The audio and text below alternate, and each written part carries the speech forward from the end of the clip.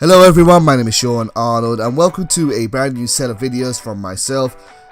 These set of videos are going to be called my strongest videos. This is based around a new deck which I built for your viewing pleasure, but it's also a deck which I invented many years ago.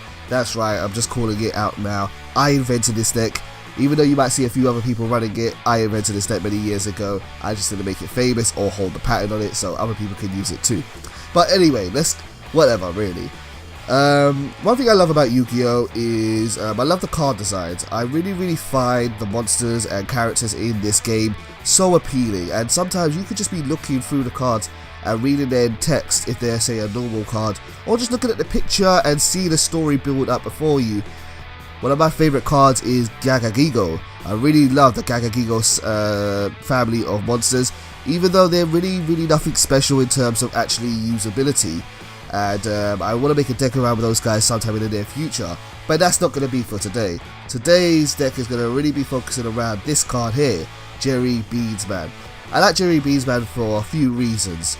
Jerry Beansman, one, I think he's really fun because he's a bloody jelly bean. I honestly feel like the guy that made this card, I don't know why they made this card, but I feel like they made this card when they were just literally just thinking, we need a few more cards to round out this pack, so what are we eating right now? Some jelly beans? There's a monster. And I honestly think that's kind of how the creators of card designers in Yugioh and also Pokemon also came to make a lot of their monsters in their respective franchises. I really like Jerry Beansman also for his flavor text. His flavor text is something along the lines of, I'm reading it from memory here, but something along the lines of Jerry, a beans warrior or beans soldier, believes he is the strongest in the universe, but his abilities have yet to be tested. I'm paraphrasing here, I know it doesn't exactly say that. You guys can see what it says on the screen right now, but I really like that. I really think everyone wants to be that kind of hero sometimes. Everyone loves an underdog and loves to believe that they have the potential to rise up and overcome any challenge. And I think that's kind of what Jerry Beansman kind of embodies, so I also like it for that.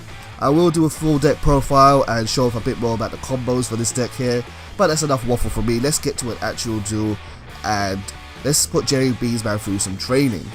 Okay, so here we are in a duel.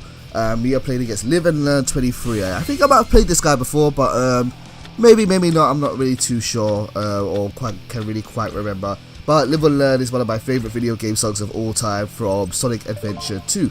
A really fun game, a game that gets a lot of a bad rep these days, but hey, the song is really cool. And I really do miss Crush 40's power balance.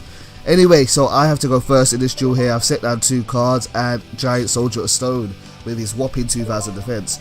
2000 defense isn't nothing to snuff at, it still is kind of useful, although there's so much monster removal in this day and age, it isn't really so great to have. But I like Giant Soldier of Stone. I don't know what it is. There's just something about him which is just fun. He's a classic card, and yeah, hey, I really like him, so I thought I'll put him in this deck here. Monster on the field, and now it's back to me. And I managed to luckily draw into Vanity's Emptiness, a really powerful card. I've spoken about Vanity's Emptiness so much now. Everyone really knows how good it is, and I'm gonna miss it when it gets limited once the game gets updated. Checking my extra deck here now because I feel like I'm gonna be able to XE summon this turn, and I'm not too sure whether I will go into Fortune Tune, which is one of the key XE monsters from this deck here, as it allows me to recycle my monsters. But I don't think I'm gonna go for that. What I think I'm gonna do is flip summon Giant Soldier of Stone, then normal summon the godly Jerry Beansman, and they're going to come out, and maybe I'm going to put them to work first before I do an XE summon. Into the battle phase here, Jerry Beansman will obviously attack first with his amazing 1750 attack and 0 defense. And let's attack my opponent's monster and see what it is. It is Magical Merchant. Magical Merchant used to be a very well commonly played card back in the day. It allows you to mill your deck until you get a spell or trap card, and that was a great way to get a lot of monsters in your deck in order to use it as a resource. And as you can see there, my opponent managed to mill Redox Dragon Ruler of Boulders, and that kind of tells you what kind of deck this is. This is a Dragon Ruler deck, and Dragon Ruler decks are some of the strongest decks in the game, although this seems to be a bit of a hybrid between Cyber Dark Dragons and a few other things here.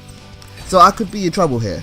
Dragon Rulers are notoriously difficult to deal with, and easy to summon, but I'll do my best and see where I can go from here. Round out this turn, I'm going to XE summon, and I'm going to XE summon into maybe Fortune 2. Am I going to do it into Fortune 2? Let's see. I think I'm probably going to change my mind. Still practicing with this deck here, and let's see what I go into. If I could just hurry it up. There we go. No, I'm not going to go into Fortune 2. I'm going to go into Zen Mains. I think that's a safer choice, and it might put my opponent on the edge a bit more, especially about destroying my monsters. So I'm going to XE summon into Zen Mains, pull it into defense position, and then I will end my turn. I really love this deck. This deck is one of my favorites because there's so many combos you can do, these weak cards, and no one really thinks they're going to put up a fight.